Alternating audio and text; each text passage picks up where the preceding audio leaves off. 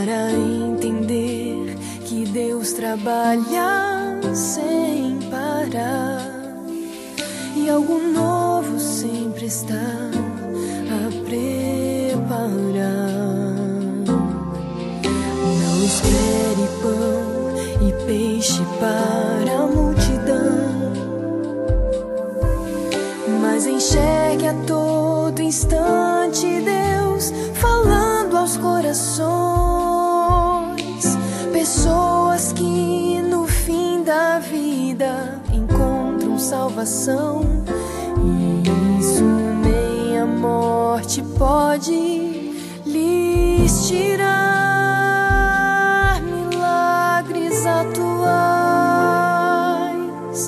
você pode ver o Pai em nossos dias espalhando a salvação. Milagres tão reais,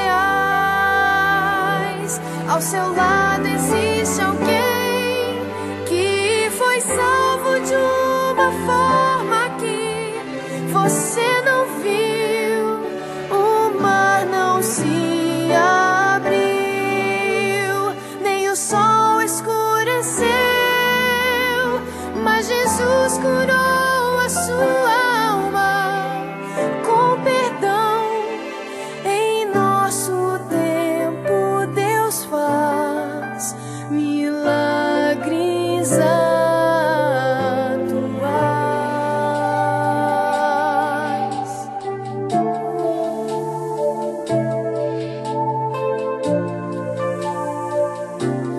Não espere o oceano se abrir, não espere um animal com você falar para entender que Deus trabalha sem parar e algo novo sempre está a preparar. Não espere pão e peixe para a multidão, mas enxergue a todo instante Deus falando aos corações. Pessoas que no fim da vida encontram salvação, e isso nem a morte pode